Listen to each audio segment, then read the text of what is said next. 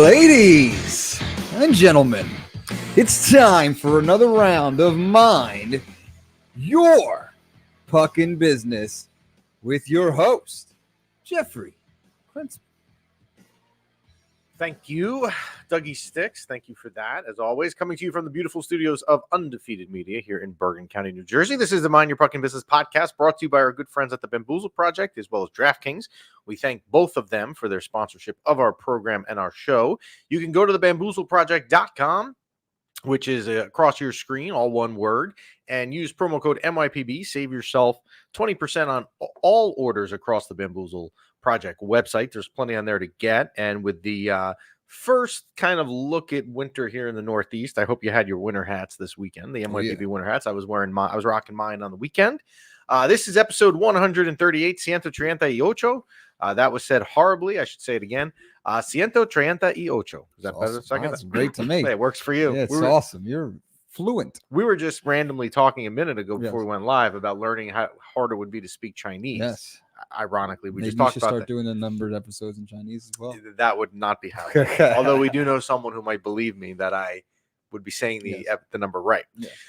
You can send us your questions at any time to mypbshow@gmail.com. You can also DM us on the Instagram platform. We are always super active there. You guys are super active there, and we appreciate that. And we really do strive to not only to respond to everything, but try to respond in a timely manner. So you can always hit us up there. You can listen to us if you're listening to the podcast itself. You can watch the show live on YouTube, and I see a lot of you guys are already here, and I'm sure the questions will be coming momentarily that you want us to take for the day, or you can stream us on your personal device. Is that what you would call it, like an iPhone, a personal device? Ooh. You can stream us on your phones, tablets, phone, iPad. iPad. Smart device. You can stream us on whatever smart device you like on iTunes as well as the Spotify platform. We should also mention if you go to any events coming up, use promo code MYPB for SeatGeek. You can get you can do that. So we have a pretty cool guest coming on in about 10 minutes. So I'm going to try and run through the Ranger stuff that I want to go through before we get there.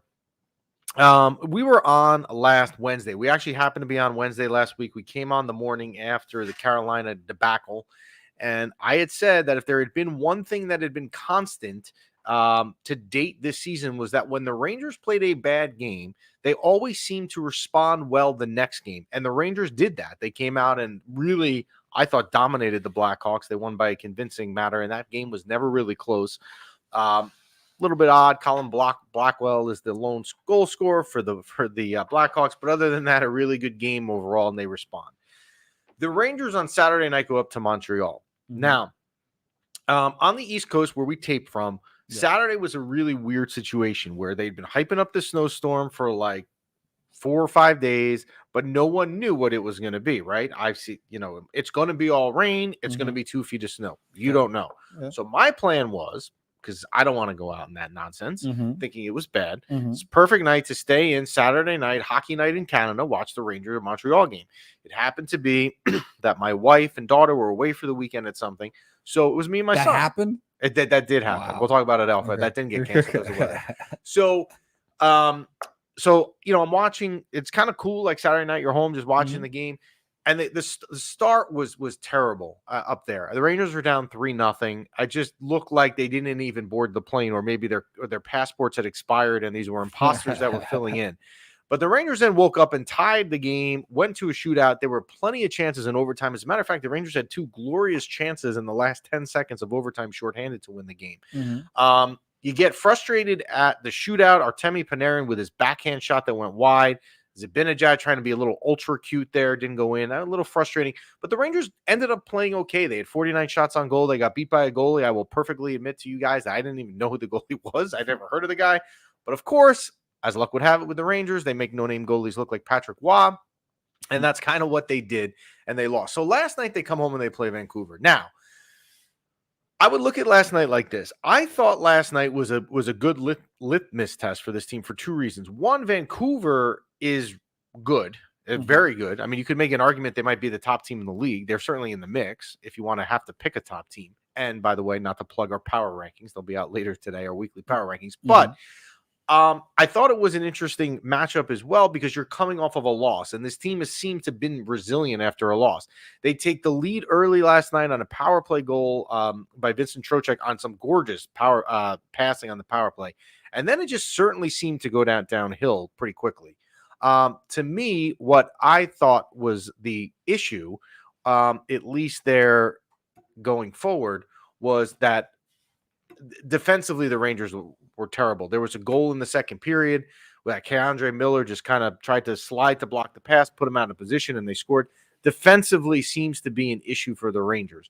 The other thing I'm going to say, and I said this in week 1, and I backed off of this for a while, I'm going to come back to it, is we're not getting 5-on-5 production from the top line. And you can even argue that the only 5-on-5 line that seems to be producing is that second line of Lafrenière, Trocheck, and Panarin. Other than that, they've kind of seemed to become this one-line team, which certainly to me would have me a little bit concerned.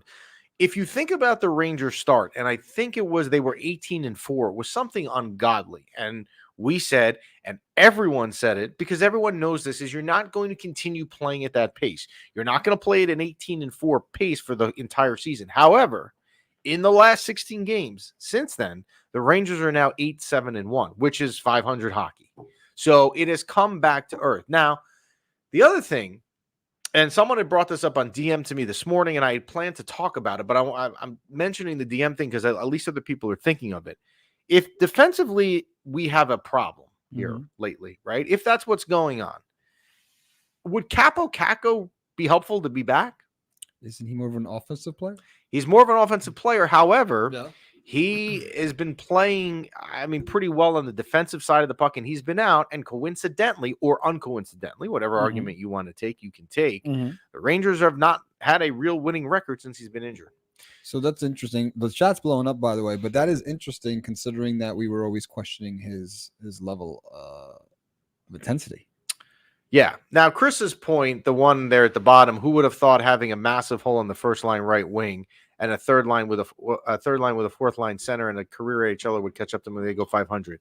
So the first thing that Chris said, which is really a shot, and I'm fine with it, at Blake Wheeler on the first line right wing.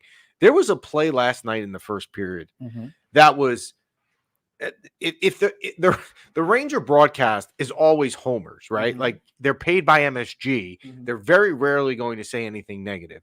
Blake Wheeler was fed the puck on the left side of the net, on the left wing, and had a shot that must have gone 15 feet wide.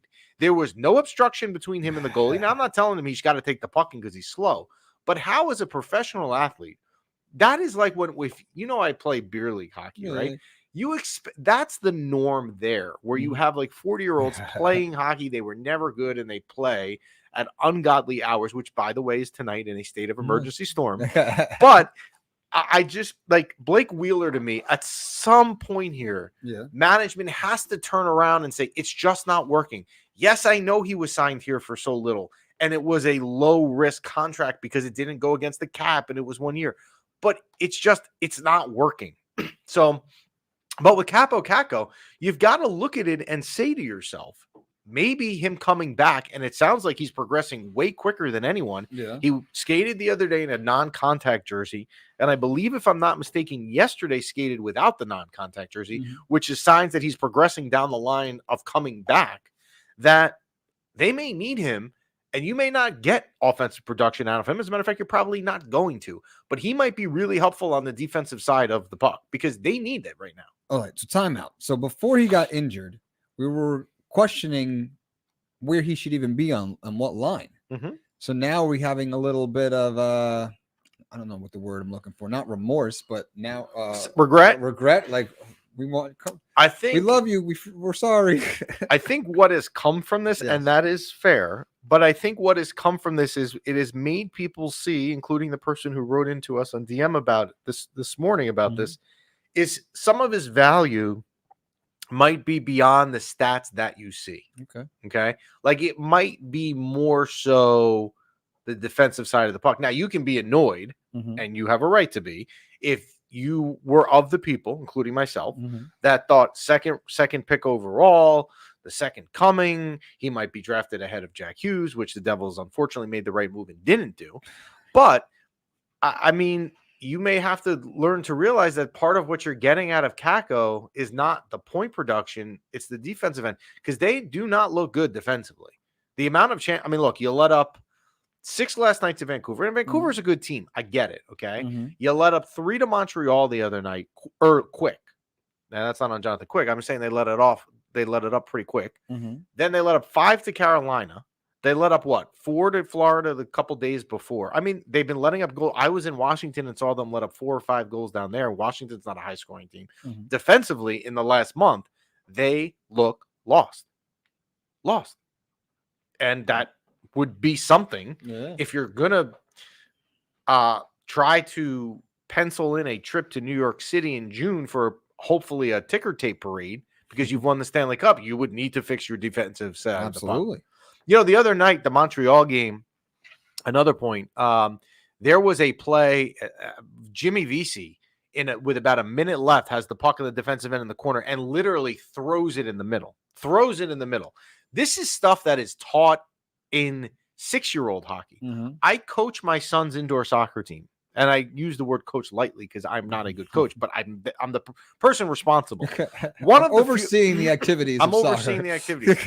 One of the few things I teach right away, you don't throw the ball in the middle because only bad things can happen. Brennan Othmann made his debut on Thursday. I should mention that as well. And I thought Thursday night he played well. He led the team in shots in 5. Although I do think 2 of the shots in the first period, maybe like if he wasn't so amped up, you don't shoot that puck, but it's fine. I thought he was good. I thought he was very noticeable. The last 2 nights he has not done much. And I'm not saying you're trading Brennan Othmann, but I'm just saying that like it's good to see him. But I think you're also seeing already, particularly in the Montreal game and the Vancouver game last night, if you think he's going to come in at any point soon and be a star, he's probably not. So why don't we pull, I see we have an Othmann comment up there. You want to pull that up? Yeah. How long before we mention Othmann getting the Turk treatment? No ice time, send him to Hartford, top play if you aren't going to play him.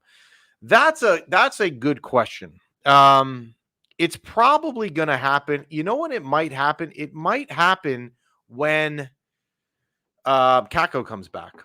I really think it's potentially could happen there if you think about it, right? Brennan Othmann comes back. Kakko comes back. Someone's going to have to go. Othmann would probably be the first one. And as Chris added right there, Othmann isn't ready, and he's not, and that's not. Look, Brennan Othmann made it. You want to talk about something really cool? Yeah. What did you do for your 21st birthday? I didn't go to a hockey game. Okay, but it's fine. But what did you? What did you do? 21st birthday? Yeah, I was probably having a lot of fun. Right, your 21st birthday.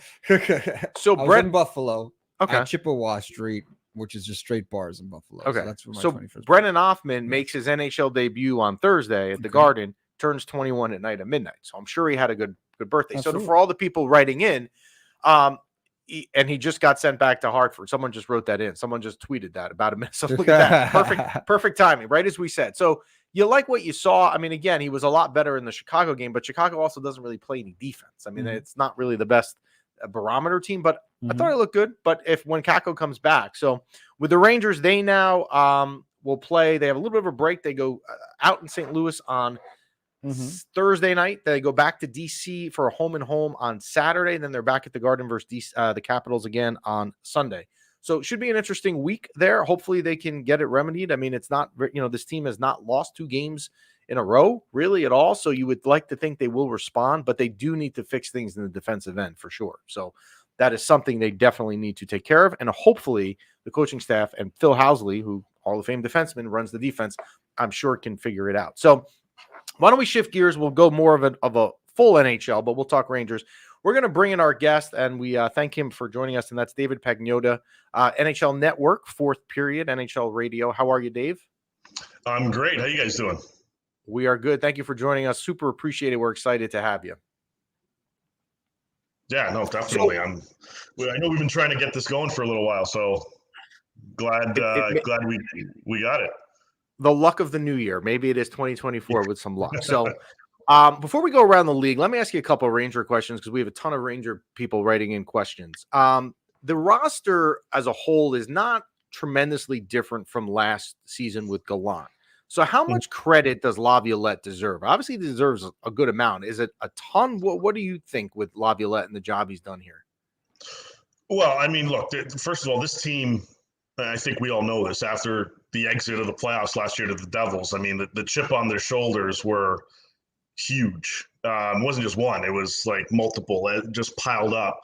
And they wanted to come into this season, rolling. But when you do that, when you're playing with that type of, those chips on your shoulders with that type of mentality, sometimes you kind of get away from yourself. And you needed somebody to come in here that has that veteran presence, that has that cup pedigree, that can kind of calm everyone and just guide them in the right direction, point them in the right direction. So I think, from an asset perspective, yeah, the bulk of this team is pretty much, as it was last year, but you have to be able to have the right kind of,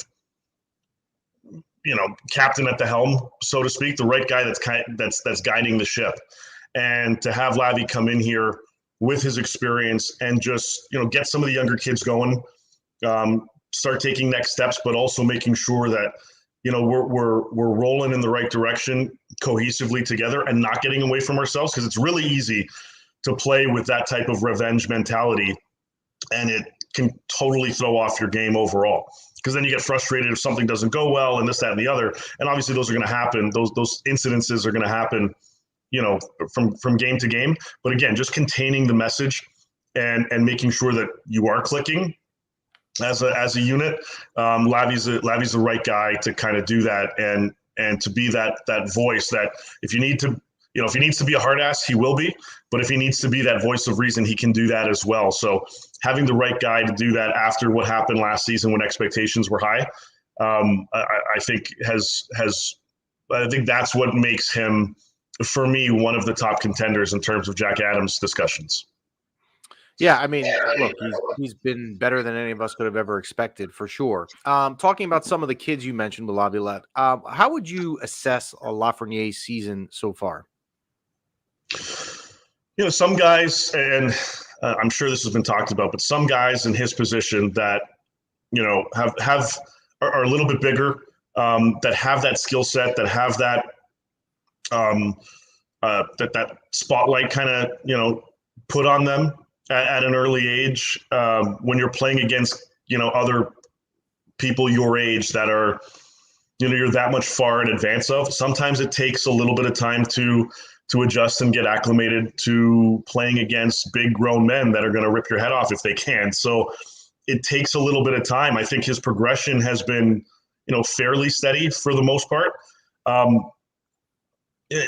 look at him as certainly a guy that you're basically ready to take that next step, and he's done better certainly this season. He's 10 goals and 20 some odd points or what have you. I mean, he's going to get more responsibility as, he gets a little bit older. But the benefit here at 22, you don't have to rush him, because you have so many other assets on this team ahead of him. You can provide him in complementary scenarios, or put him, in complementary scenarios, and provide him with the right opportunities to succeed. And if he has a bit of a slump, if he is too hard on himself, he can take a step back and not have to carry the weight of having to, lead the team just by himself, because you've got the, Mikas and Artemi Panarins and Chris Kreiders and the rest of the group, Trocheck and so on. So I think he's done well in his development. I think, all things considered, and I think this is going to be a player that, give him a few more years at most, and I think you're going to see the fruits of being a first overall pick.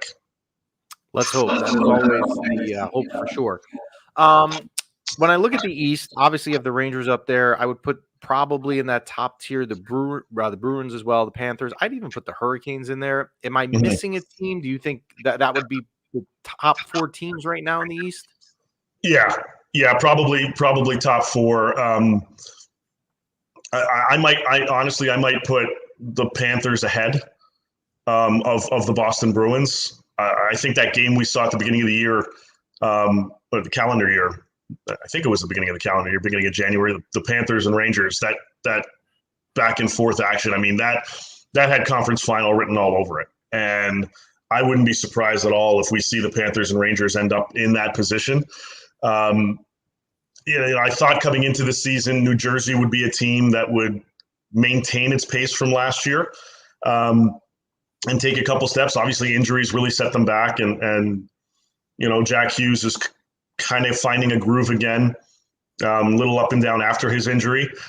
So, can they get there? I'd like to see what kind of moves they make ahead of the deadline over these next 2 months, because they don't have, Dougie Hamilton on the back end. But I think right now I would put it in Rangers, Florida, Boston, Carolina in terms of top four, kind of in that world right now.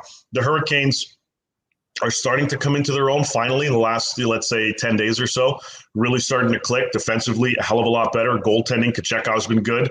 Finally, they're getting stability in net, and the offense has started to wake up a little bit. But I'm still a little weary of that sample size. I want to see how they can keep this going, but it's competitive because you can blink and all of a sudden New Jersey climbs, or the Pittsburgh Penguins are rolling a little bit right now. It would be a bit of a stretch if everything starts to click for them. But these things kind of happen every once in a while. So the competitive nature of the league in general, not just the East, is going to make the second half of the season, I think, one hell of a grind. Yeah, we talked about the Ranger-Panther game that you were mentioning last week, and we said that if they meet in the playoffs and that's a 7-game series, you would need you would need Xanax, you would need something, because that would just be, back and forth. My goodness, that game was wild down there. Let's go around the league. Edmonton. I had actually picked Edmonton to win the Cup. We did our season preview show. Everything went wrong. They they hire Chris Knobloch from the Rangers, or their Hartford affiliate of the AHL team. Seems to be doing well. Is Edmonton now in smooth air? Are they anywhere near cruise control, or is goaltending still an issue long term? What do you think about Edmonton? I still think they have too many holes on this roster to be a cup contender. The way that they're playing now is kind of what I anticipated. Obviously they've dug themselves a big hole out of the gate. But you look at this roster led by their top six. There's still holes in the bottom six. And this is a really good team for the regular season. This, depending on the first round opponent, can they squeeze by, get into the second? Maybe. It wouldn't surprise me. Can they get to, a conference final again like they did a couple of years ago? Maybe, but I think that's their plateau, the way that they're currently constructed, because goaltending is going to be a question mark. Again, they're bottom six. I don't think this team is deep enough in terms of playoff type teams. They're not built that strongly from a playoff contending team, even with, and it's been proven over the years, Connor McDavid and Leon Draisaitl leading the charge, with Zach Hyman on pace for over 50 goals. And you have Nuge, you have Kane, and all these guys. That's great, but you need those complementary pieces, especially come playoffs. So I'm not fully sold yet on the Edmonton Oilers, and I didn't even touch on their defensive core, and that needs work too. Like they've got probably 2 to 3 bodies that could be filled in there. In terms of being legit, hands down in my eyes, cup favorites. So I want to see. Look, and I know they're looking, and the goaltending performance right now by Skinner has allowed them and allowed Kenny Holland, their GM, to kind of take a bit of a breather and focus on other areas of their team, which I know they'd like to improve on. So keeping it out west, who would you think right now is the favorite out there? Vegas is pretty much unchanged roster, right? They won the Cup, so I think they've got to be in the discussion. I'd always be leery of Dallas. I think Colorado is pretty good. I think they're a little underrated and they don't get enough attention. Who do you like in the West as your top teams? Well, transparency here, I picked Dallas to win the Cup at the start of the season. Now, Heiskanen's going to be gone for several weeks, so we'll see how they kind of respond. Nice win yesterday, 4-0.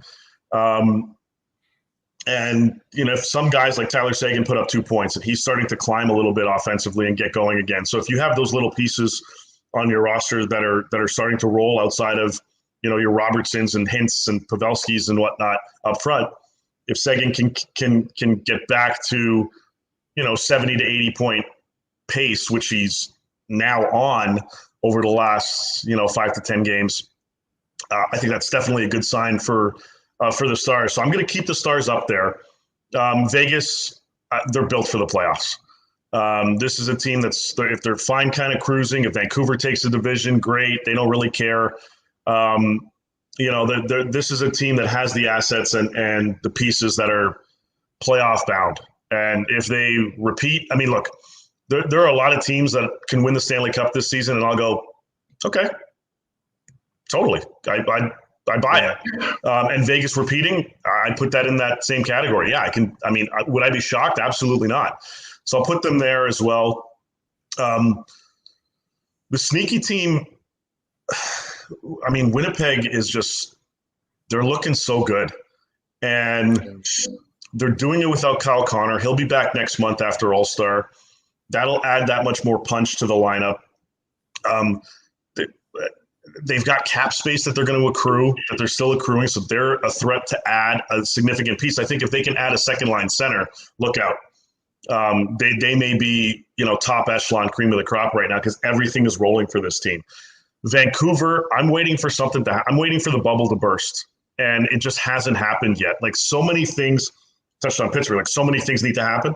So many things have happened for Vancouver that it's almost too good to be true, but they're still going.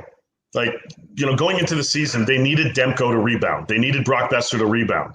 They needed JT Miller to get back to a 100-point pace. They needed Elias Pettersson to have another 100-point season. They needed Quinn Hughes to take the next turn.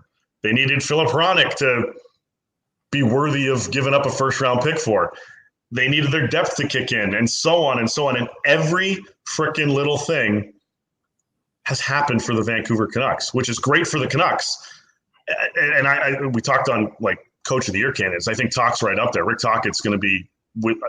This keeps going. He's going to be at least a nominee. So everything has really clicked for the Canucks, and I'm going. It's almost too good to be true.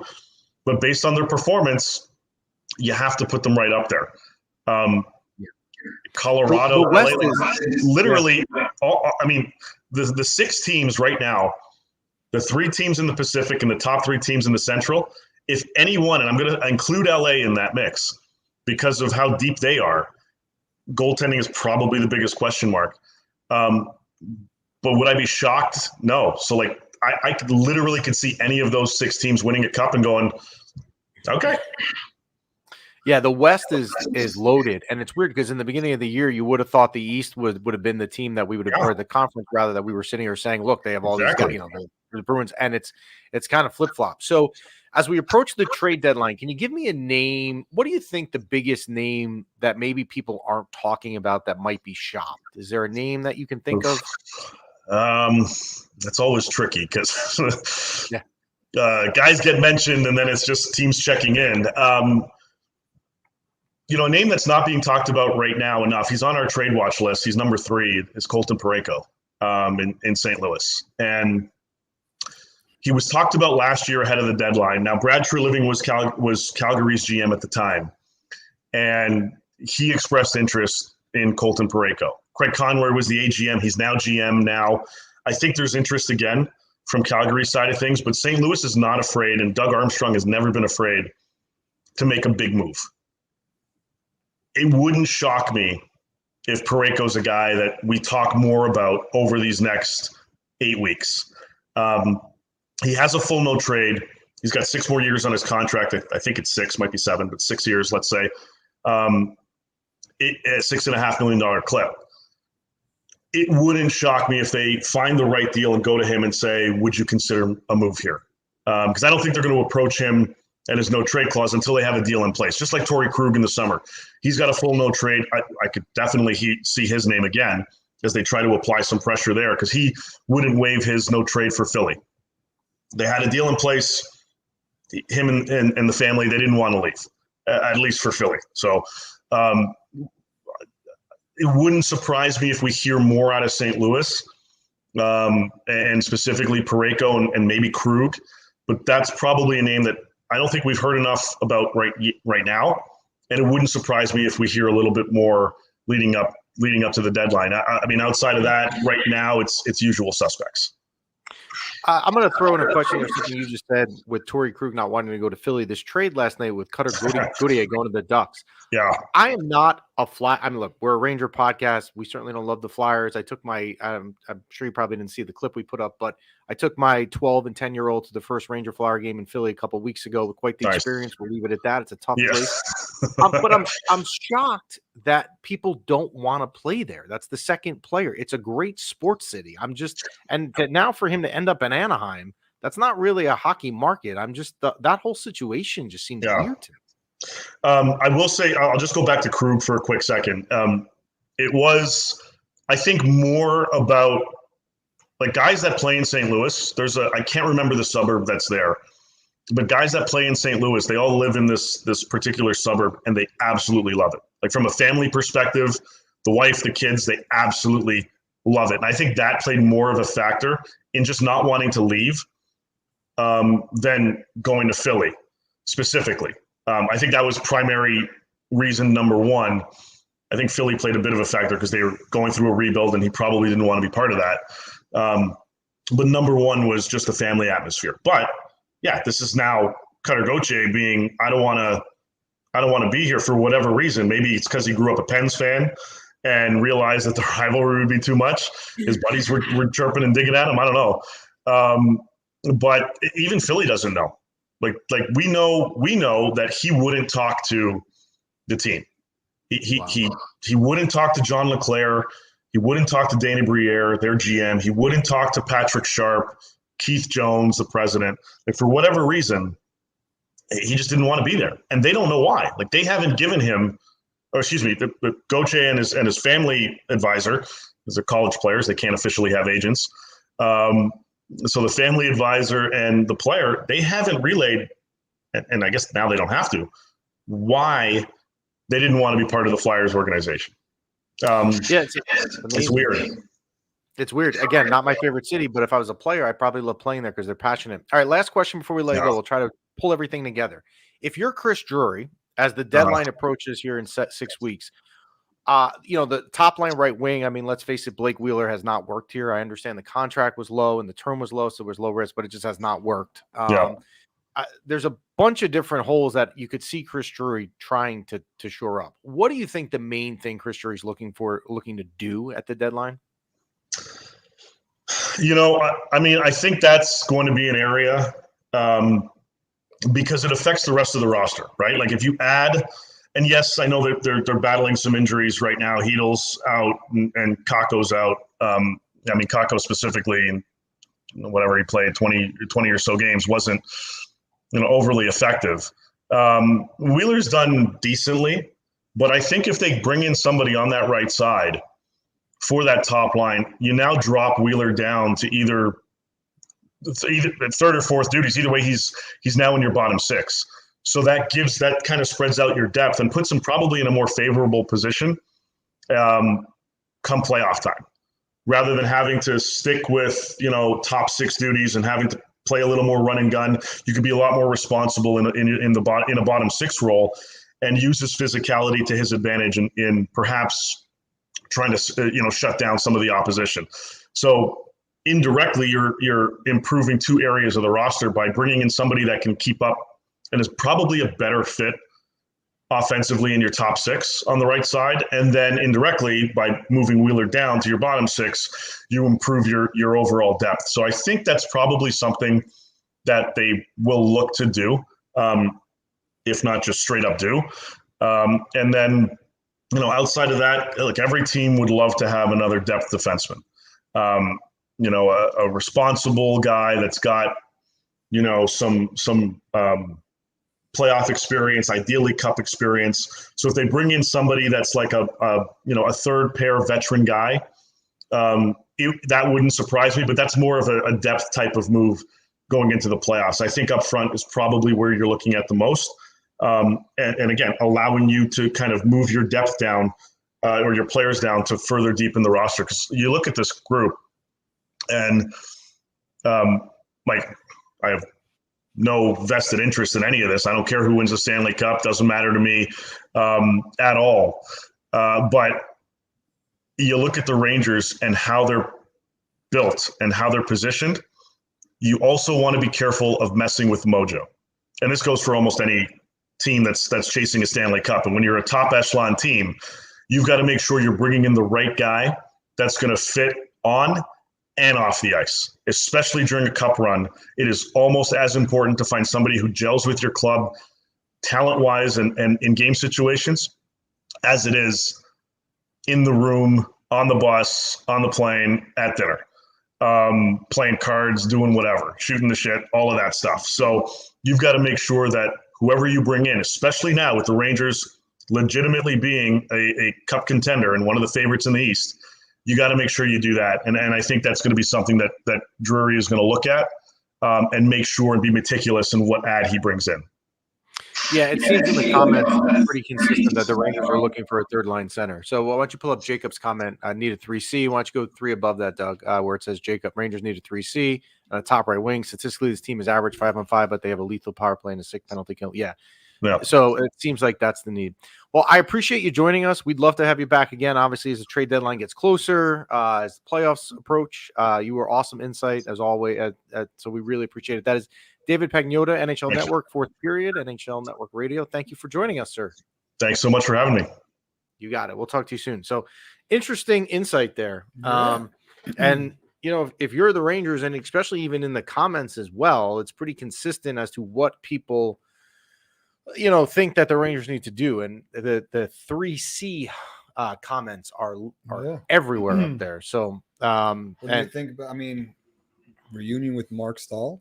Well, I like the comment underneath it. Mark Stahl is an interesting, he's older. I'm not really sure he's what they need right now, but I like the comment underneath, which is Antoinette, which is we definitely don't need another Kane situation. I feel the whole thing messed up with their mojo, and that's exactly right. Exactly with what we were talking about 3 weeks ago. Yeah, with what we were talking about with David. Yeah. So it'll be interesting to see. But the Rangers, they go out to St. Louis on a Thursday night, and then home and home with the Capitals, and then they are back at the Garden, and they will play Seattle next week before they head out on what is a 4-game West Coast trip. They go to Vegas and then 3 California cities.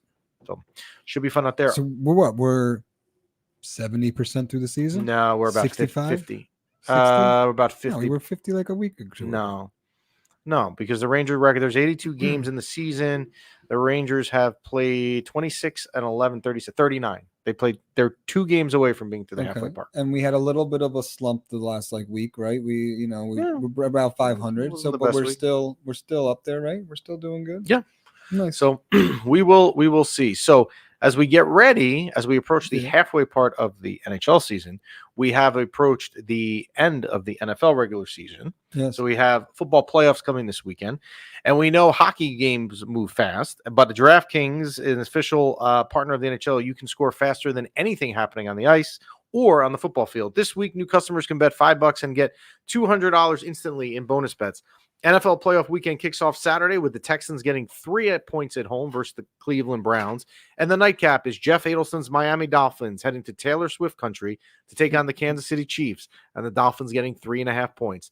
Download the DraftKings Sportsbook app with code THPN. New customers bet just $5 on the NHL and get $200 instantly in bonus bets only on DraftKings Sportsbook with promo code THPN. The crown is yours.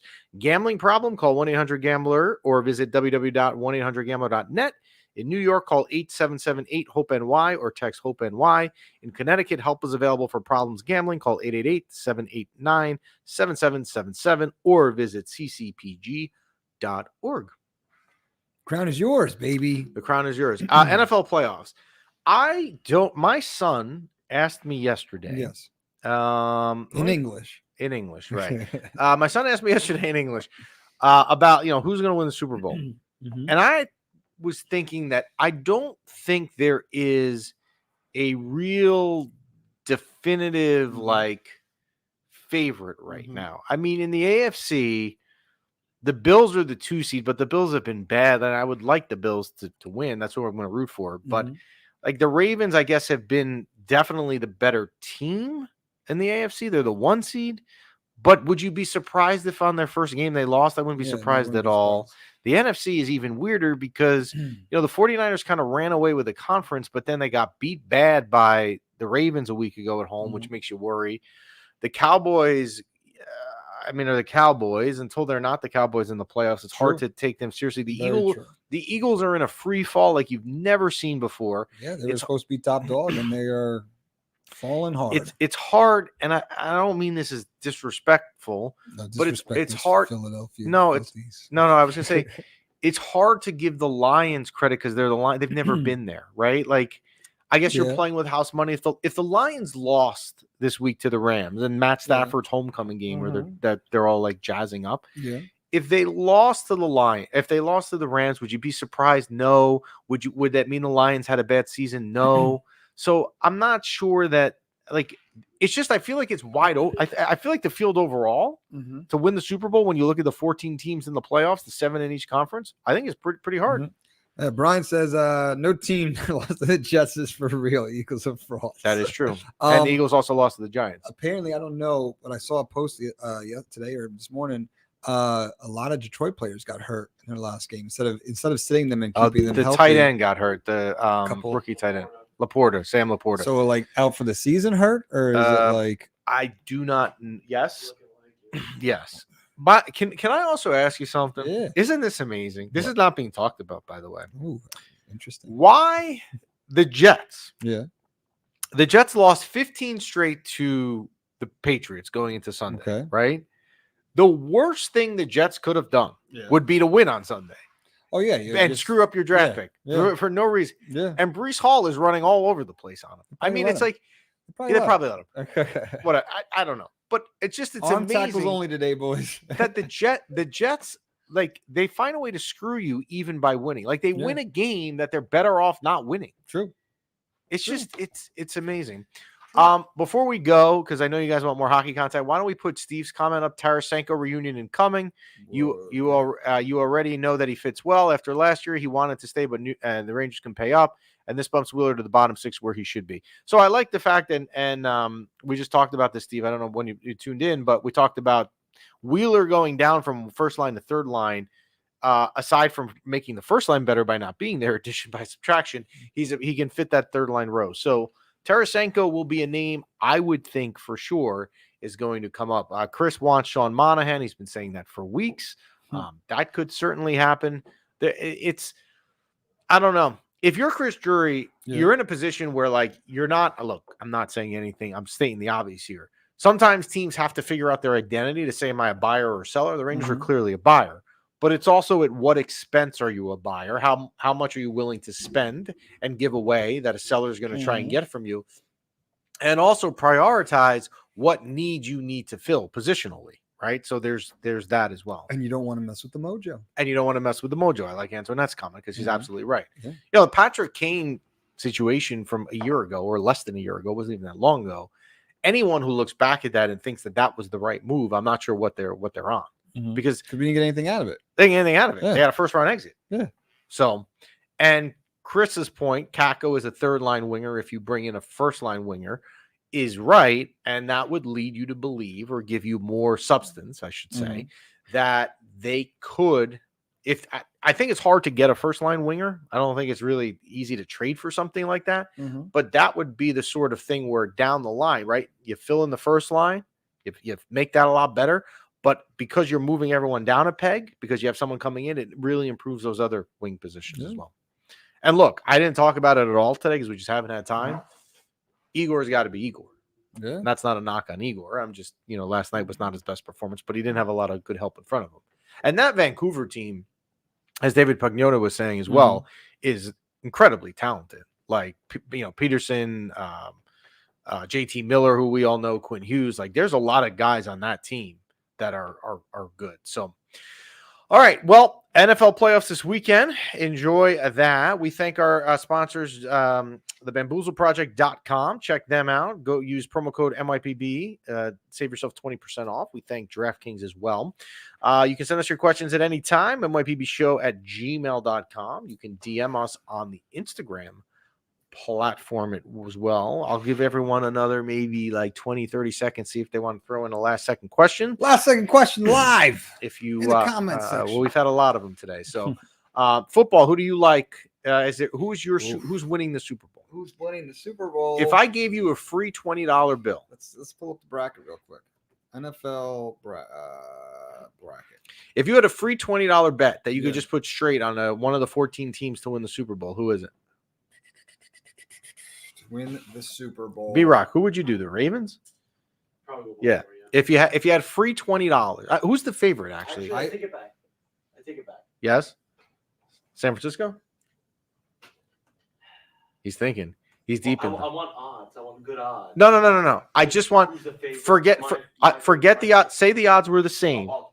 Baltimore, right? I want to know like who in your mind you think is good. So if I gave you $20 and I said you're getting the same odds on any team, I'm not looking for a value bet or a good payout. Who is going to win the Super Bowl? San Francisco. I'm trying to see who they even have here as the favorite right now. I'm not even looking. I'm just looking at the bracket. San Francisco, I feel like is going to be more buttoned up. Baltimore is flashy and has skill, but I don't think they have level-headed composure. Okay, so Super Bowl champion. So I actually, think you they know can what? get out of hand. Baltimore is not the favorite. I'm surprised. Baltimore is plus 310. The 49ers are plus 220. And then after that, though, there is a steep drop-off because after Baltimore, it's the Bills is plus 650. And the Bills, The Bills are in third place. yeah, to win and the the Super Bills Bowl? are only there. The Bills got lucky because they ended up winning the AFC East and they got the 2 seed. So they went from being possibly not in the playoffs going on Sunday to ending the day as the 2 seed. How are they third place? Because if you think about it, they're good. So the Bills are the highest Super Bowl. It doesn't matter how you Yes. get there. Well, you got to but you have to get there to be able to win it. And I'm sure the odds here are this. They're the highest. They're the biggest favorite this week. They'll beat Pittsburgh at home. I don't think Pittsburgh's that good. Yeah. Right. So then they're into the conference semis, Mm-hmm. which would be if Kansas City wins, they would play Kansas City. Okay. And they can beat Kansas City in Buffalo. They Yeah. can. I'm not saying it's a Absolutely. guarantee. Now all of a sudden you're into the conference finals, the AFC Championship. If Baltimore somehow loses somewhere, Mhm. you're now hosting that game in Buffalo where you're the favorite. So what you're betting on there is this. Can Buffalo go into Baltimore and beat Baltimore? And then can they beat the 49ers or whoever the NFC representative? At plus 650, it's not a bad bet. That's fine. I just like you still got to win the Super Bowl. So like out of all these teams, But- you're saying that Buffalo Bills has the third best chance Yes, to win the but Super Bowl over Let me ask you this though, Doug. Miami, the Chiefs. Yes. Because here's the thing. They don't have a hard path to get there. But here's what I'm trying to get at. If they get there, Yes. right? They would play who? The 49ers, the Cowboys, or the Eagles, probably. You know what? At plus 650, that's your payout for them to win that game. That's great. Okay, but then you're telling me that if the Bills played Philadelphia in the Super Bowl, that like it's an easy win. No. I'm saying that at that payout, I'm talking about the plus 650. I'm not All right. saying I think they're going to do it, but I'm saying that it's not a bad bet because the path for them to get there isn't that bad. They have to Path beat of least Baltimore and Baltimore. resistance. They have to beat Baltimore and Baltimore is what they would All right. have to do. You'd have to stop Lamar Jackson. You stop Lamar Jackson for 3 hours, you're going to the Super Bowl. I think buttoned up, disciplined team. I think San Francisco's got it. So I would say that if the $20 free $20 is Mhm. payout all around, like Mhm. is all the same, it's San Francisco probably, or maybe Baltimore. But if Mhm. I was saying, look, I think this is a good payout for this bet, I may actually take Buffalo because I think their path to get there isn't that hard. Now watch, they'll get upset by Pittsburgh this weekend after I just said that. But all right, well, enjoy the NFL playoffs. We will actually be on next week. We're going to switch days again. I am traveling for my real job, so we will be back on believe it is Wednesday. We'll post about it as Yes. well. We'll post when we know. I think we should. We'll talk about it. I think we should do some type of contest that we will place a $20 bet for somebody if they like bring a friend to the next show to the lot, like whatever. We'll figure it You out. know what I mean? Come here, We'll place that $20 bet for these- you. These undefeated media bigwigs, man, they got so much money rolling around here that the heat's not even on when we Yeah, came in. right. This morning. What the hell? Yeah, what's up with that? Thanks for listening, everyone, and enjoy your week.